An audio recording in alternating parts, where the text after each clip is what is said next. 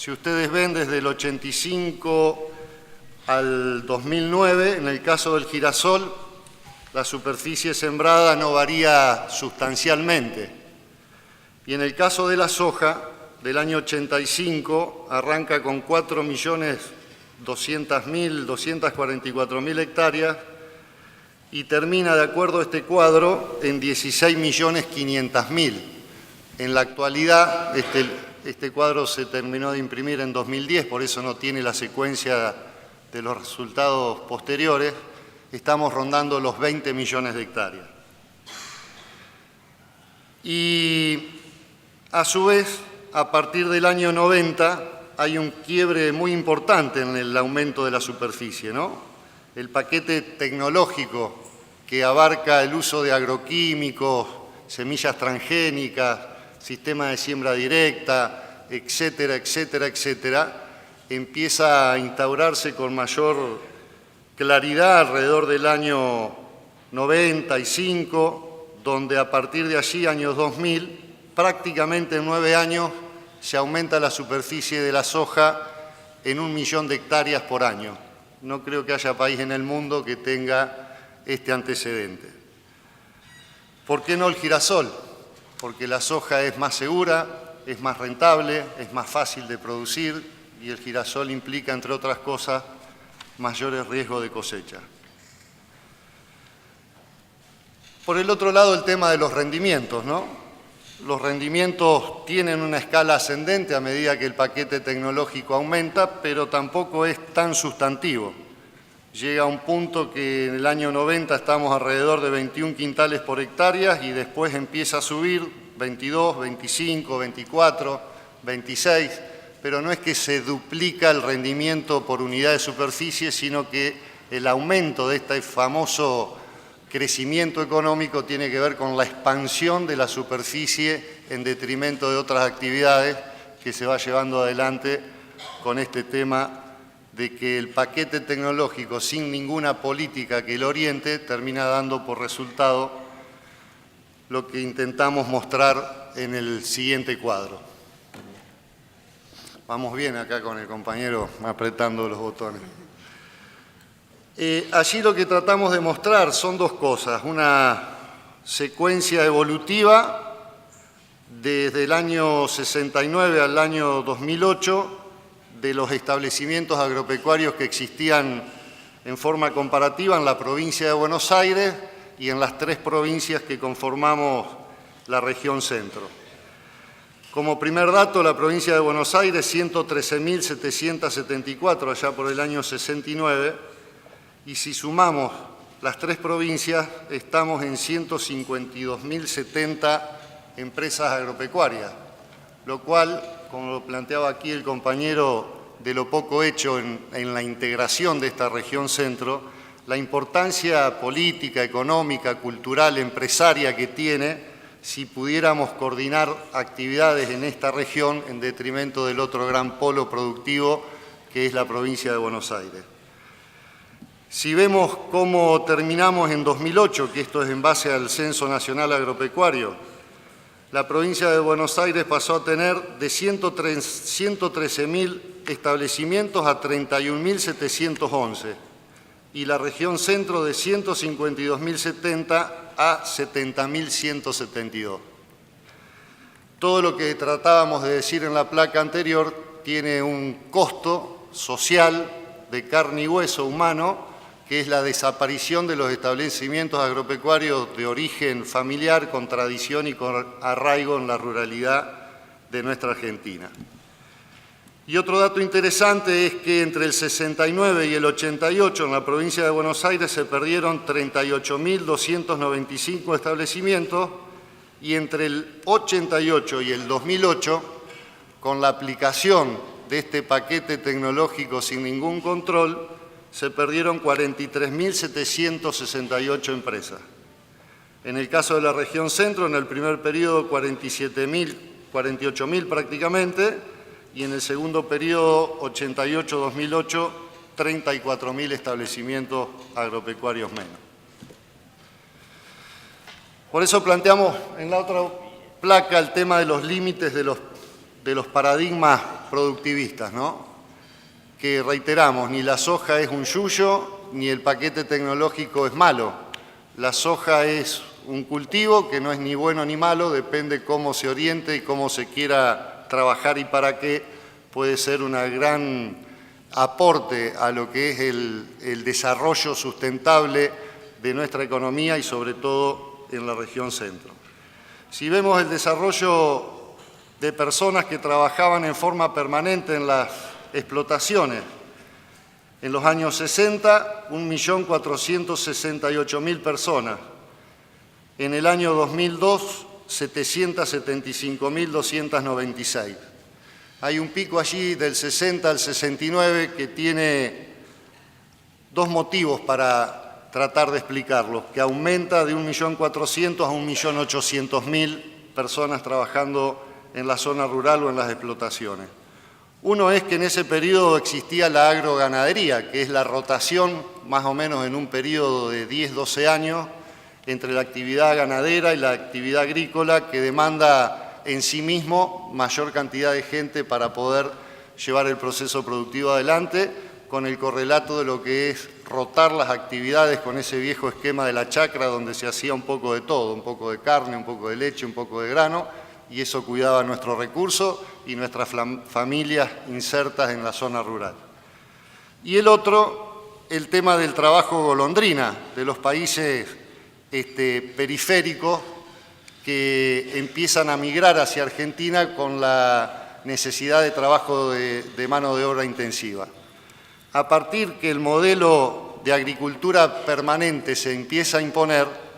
volvemos al planteo de que hay un crecimiento económico, pero no hay desarrollo y mucho menos no hay un desarrollo sustentable, y por eso después se ve la relación en el cuadro de abajo de que respecto de la población nacional en el año 60 el 26,2% de la población habitaba de una u otra forma la zona rural contra el 10,7% en el año 2001 respecto de la población total. La siguiente placa intentamos, bueno, aquí estoy con dos economistas por lo que veo, pero yo voy a tratar de mostrarla como una suerte de lo que fue, quiénes son los pequeños y medianos productores. En los años 70, 60, 70 y largos se hablaba mucho de lo que era la unidad económica, la cantidad de superficie que se necesita para mantener a una familia y que se desarrolle en una unidad agropecuaria. Con el paso del tiempo fue bastante difícil determinar qué es una unidad económica en función de la zona, de la actividad, de la facturación. Aquí existía una disposición, la 147/2006 de la CEPIME, que planteaba que de acuerdo al nivel de facturación se podía segmentar la microempresa, aquellas empresas que facturaban hasta 456.000 pesos anuales, la pequeña empresa 3.040.000 pesos anuales y la mediana empresa 18.240.000.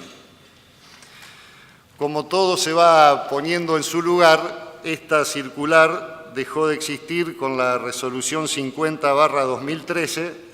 y ahora pareciera que se clasifica como medianas empresas aquellas que facturan en el orden de los 54 millones de pesos. O sea que todo tiende a seguir concentrando la economía y la producción y el crecimiento cada vez en menos manos. Bueno, y decimos que la concentración va en aumento. Si uno toma estas tortas que van a ir apareciendo ahí, por cada cultivo, por cada rubro, el 63% de la soja está en manos del 10% de los productores. Después sigue el rodeo, trigo. En el caso del trigo, el 56% del trigo es producido por el 7,3% de los productores. Si vamos al rodeo nacional, el 34,4% del rodeo está en manos del 2,6% de los productores argentinos. Y en el caso de leche, que siempre decían que no íbamos a quedar sin leche, en realidad es una falacia, nos estamos quedando sin tambos, no sin leche, o sea, sin tamberos y sin la familia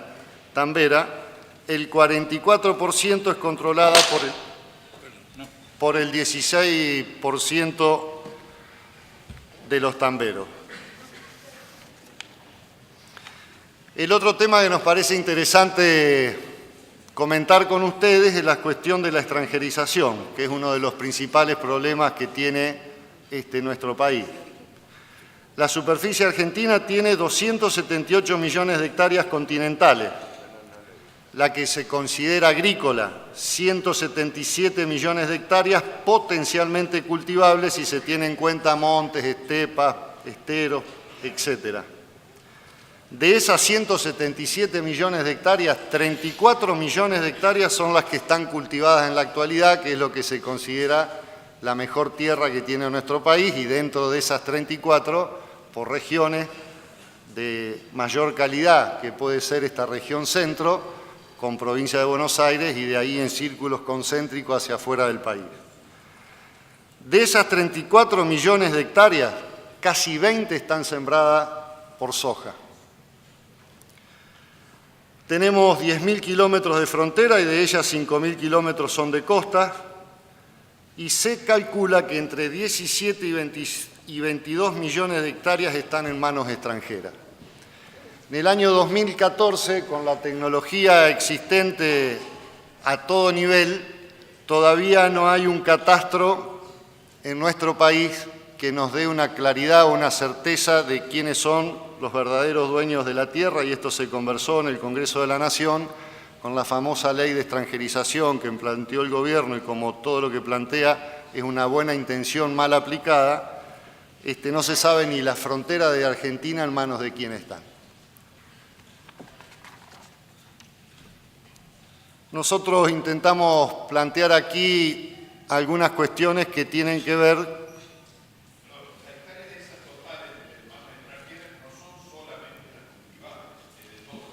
De todo. Sí. Sí, si no estaríamos complicados mal. Pero de las 34 millones debe haber un buen pedazo que son extranjeras también, ¿no? O en grupos que no tienen que ver con la inserción del productor. Bueno, esta cara es muy conocida, que es la de Francisco Netri, el famoso grito de Alcorta, que creo que nuestro partido tiene que reivindicar cada vez que pueda la génesis de la Federación Agraria Argentina con el Partido Socialista, porque vienen de la mano uno y otro. Y este pequeño y humilde contrato que vamos a ir viendo, de 6 puntos, que fue el producto de la lucha chacarera del año 12 y que costó muchas muertes, inclusive la del propio Netri, que fue asesinado en Rosario, fue el contrato que marcó la agenda por los próximos 85 años del país. Brevemente, es un contrato escrito y por un plazo mínimo de 4 años, máximo de 25 pesos por arrendamiento. El punto 3, en la parcería el 25% de la producción puesta en parvitroje o como salga. El 4, absoluto libertad de trillar, vender, comprar y asegurar donde más le convenga al agricultor. El 5, disponer el 6% de la tierra para el pastoreo de los animales del agricultor, que eran sus tractores en aquella época. Y la suspensión inmediata de todo juicio de desalojo y compromiso de no tomar represalia. A partir de lo que significa todo esto que veíamos antes y siempre en un proceso, pero lo más preocupante para nosotros es que en estos últimos 30 años de democracia, por eso también el cuadro que veíamos antes me olvidé de comentarle, la mayor parte de los productores que desaparecieron fue entre el 88 y el 2008. No hay dictadura a cual echarle la culpa, no hay ningún otro motivo extraño que no sea la dinámica libre de la libertad de expresión, de la elección popular, del voto democrático, y nos preocupa que a 30 años del ejercicio libre de la democracia haya sido el periodo donde mayor cantidad de pequeños y medianos productores se ha perdido en la historia. En los años 90, alrededor de 100.000, cuando el campo con el famoso 1 a 1 no era rentable, el hilo siempre se cortó por lo más delgado, el pequeño y mediano productor era el perjudicado, y de a partir de la explosión sojera con este tema del paquete tecnológico, salir de la convertibilidad, etcétera, que buena parte de esta etapa la lleva el kirchnerismo como beneficio de lo que ha hecho en el país, desaparecieron 60.000 productores más. Entonces, en 30 años democráticos, que la principal fuente de nuestra economía, o una de las principales fuentes de la economía, se hayan cebado puestos 160.000 pequeños y medianos productores, con la anuencia de todos y cada uno de nosotros en el libre juego de la democracia, es un tema realmente muy preocupante, porque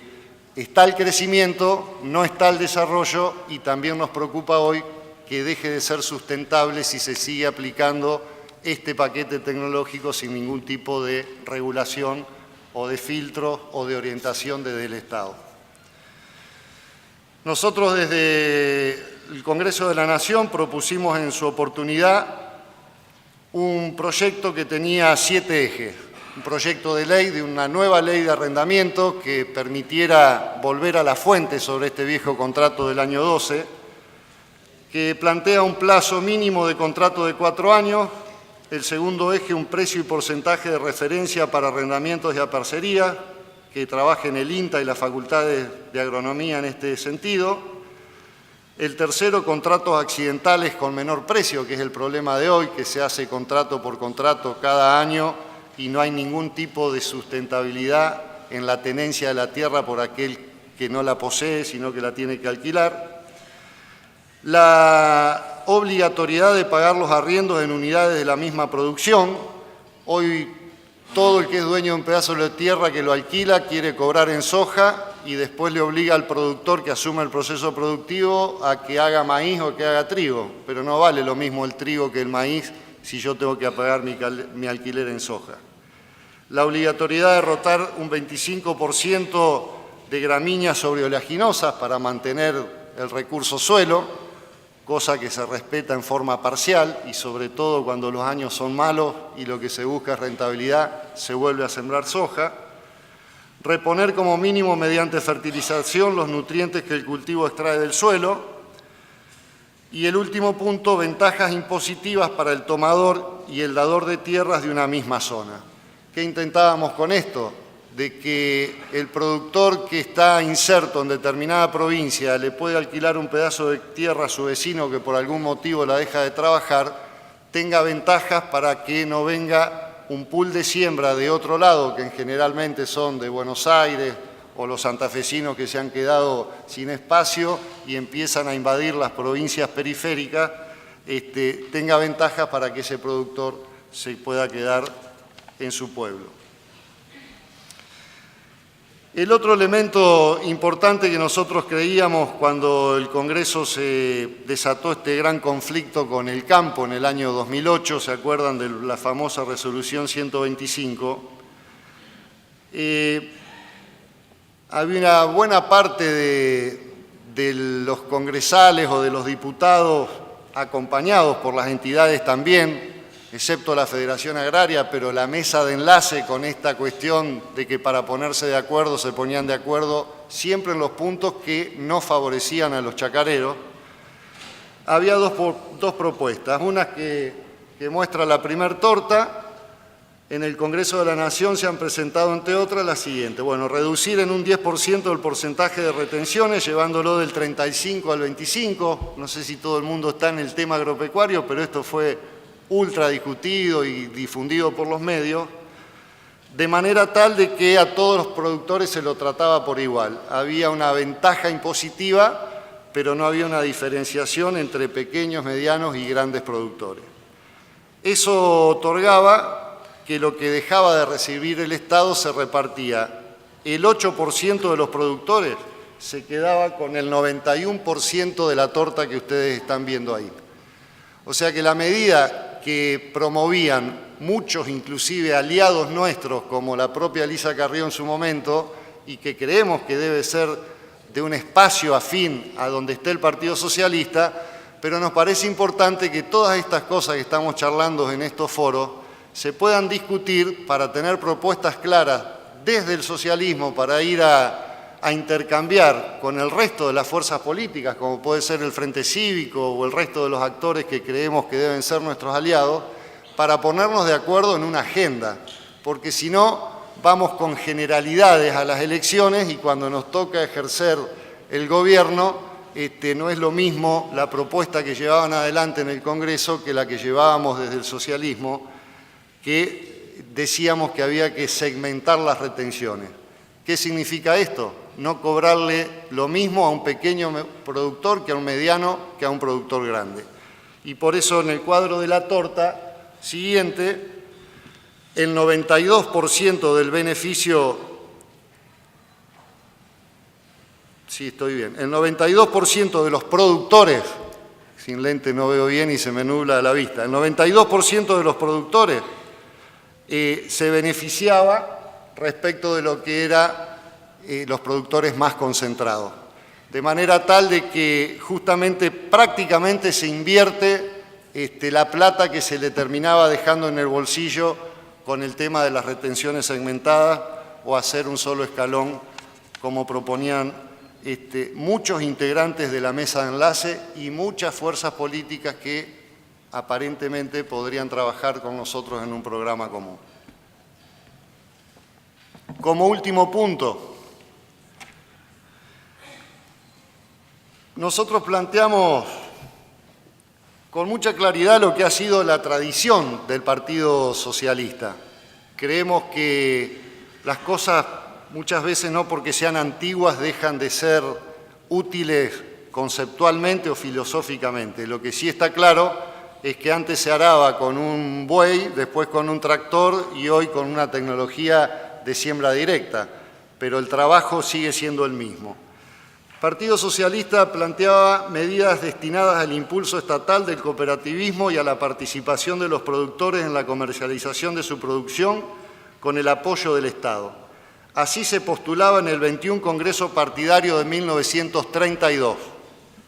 En su punto 8, la vanguardia era del 34, planteaba el dilema entre chacras y estancias, y esta era la propuesta del 32,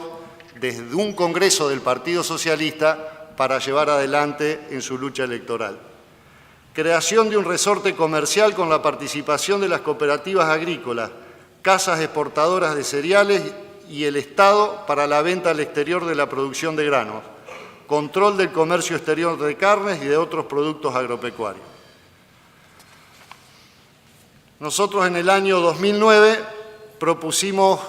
crear la Agencia de Control y Arbitraje del Comercio y la Industria Agroalimentaria, cuyas siglas son ACASIA, un organismo que tenga un directorio participativo y utilice el formato jurídico de agencia, como lo es el INTA, que demostró que es un formato que funciona porque ha resistido todo tipo de gobiernos, de dictadura, de democracia. El INTA sigue estando allí, podría estar muchísimo mejor, pero si ha resistido es por su formato de funcionamiento y creemos que esto puede ser un antecedente importante. Que utilice el formato jurídico de agencia para aportarle a la producción, el comercio y la industria agropecuaria la posibilidad de comenzar a ordenar y planificar sus actividades con agilidad en la gestión y transparencia en sus tomas de decisiones. Esa ACASIA tendría en su directorio, estaría integrado por un presidente designado por la Secretaría de Agricultura, Ganadería y Pesca y Alimentos en representación del Poder Ejecutivo y 15 directores designados por distintas instituciones y entidades. Ese directorio, que sería de 15 miembros, estaría formado por, uno por la Secretaría que decíamos recién, uno por Federación Agraria Argentina, uno por Confederación Nacional Intercooperativa Agropecuaria, que es CONINAGRO, uno por la Sociedad Rural, otro por las Confederaciones Rurales Argentinas, uno por la Bolsa de Cereales, uno por la Cadena de Industrias de Granos, Molinos y Aceiteras, uno por la Industria Frigorífica, uno por la CTA y otro por la CGT, y 5 representantes de las provincias de Buenos Aires, Santa Fe, Córdoba, Entre Ríos y La Pampa, porque considerábamos que es la zona que motoriza el grueso de la economía en temas de grano y en temas de carne. No quiere decir que el resto de la provincia no produzcan o que no puedan estar, Fue una propuesta de aquel momento. Esta agencia tenía 4 ejes muy claros por el cual se pivotea y se fundamenta todo el proyecto. El primero, que es asegurar transparencia y competencia en la producción, industrialización, distribución y comercialización de alimentos del sector agroalimentario. El segundo, elaborar planes de desarrollo. El tercero, realizar seguimiento y arbitraje en las exportaciones de productos agroalimentarios. El cuarto, recuperar la capacidad de almacenaje de granos a fin de concretar operaciones de compra, venta y almacenamiento. Hoy el Estado no maneja un chorizo de lo que es el almacenamiento de nuestra producción. Estamos realmente librados a nuestra suerte, a las leyes del mercado y al tome daca y a que el más grande se come al más chico. Esta última devaluación, cuando dicen, bueno, a lo del campo le va bárbaro, se devaluó, la soja vale, los productores pequeños y medianos en su inmensa mayoría ya no tienen soja del año pasado, la tienen los grandes exportadores o los grandes acopiadores. Entonces volvemos a la engaña pichanga de siempre, ¿no? El campo está bien, el campo no es todo lo mismo, como no lo es en el sector de empresas, es lo mismo un almacenero que una cadena de supermercados, no es lo mismo un pequeño y mediano productor a los grupos concentrados e inclusive a los grupos integrados que van dejando cada vez más afuera actores que nos permitirían poblar un extenso territorio como el argentino, ¿no? Porque todos estos números que veíamos de la cantidad de gente que deja de vivir en la zona rural y va a engrosar las villas miserias, aumenta lo que decía hoy en su exposición tan conmovedora de Antonio, de lo que es la violencia en las ciudades y lo que genera la falta de horizonte de un país que no se puede desarrollar. Estas cosas son una suerte de pincelada, disculpen la rapidez, no quiero extenderme demasiado en el tiempo para respetar el tiempo de los compañeros que fueron respetuosos. Hemos distribuido un volante con una batería de proyectos que implica la lechería, la avicultura, que en nuestra provincia es una actividad muy preponderante, que ninguna de ellas va a poder tener buen puerto si no hay un plan que integre todo esto, que esta acacia también nos parece que sería el ámbito de debate de las partes con la participación del Estado y los interesados en poder trazar las grandes reglas por donde debería transitar la producción argentina. Y no quería dejar de poner en contexto toda esta cuestión, en donde nos parece que el Partido Socialista también debe actualizar o no sé si la palabra es revisar, pero sí actualizar el concepto de lo que es el medio ambiente, ¿no? Porque todos los partidos, desde la izquierda hasta la derecha más conservadora, plantea que quieren un ambiente sano, que quieren aire puro, que quieren que los chicos sean todos felices. El tema es qué podemos hacer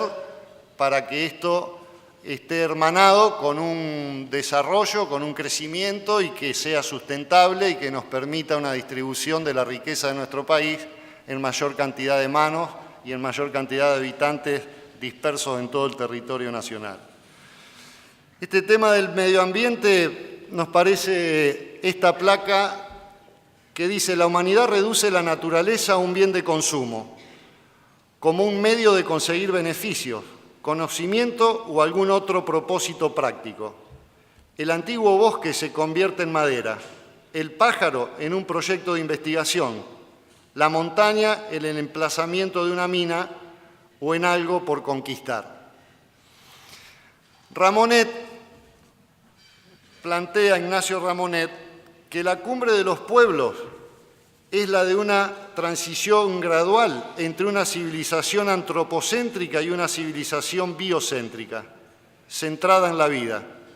lo que implica el reconocimiento de los derechos de la naturaleza y la redefinición del buen vivir y de la prosperidad, de modo que no dependan del crecimiento económico infinito. El Partido Socialista nos parece que debería incorporar estos temas no como un eslogan de que nosotros somos más buenos que la derecha para cuidar el ambiente, sino de entender que el crecimiento económico a esta altura de los acontecimientos mundiales difícilmente sea infinito, que también hay que poner en la agenda la necesidad de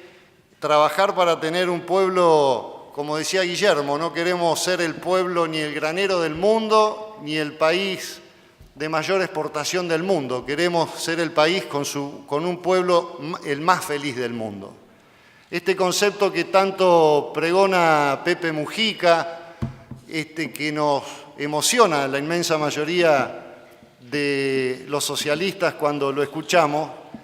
hay que tratar de buscar la vuelta para que podamos llevarlo a la realidad, entre producción, entre diversificación de la producción, entre el concepto de soberanía alimentaria, porque este es un país que produce alimentos para 410 millones, calorías en realidad, para decirlo correctamente, 410 millones de personas podrían vivir con las calorías que produce Argentina.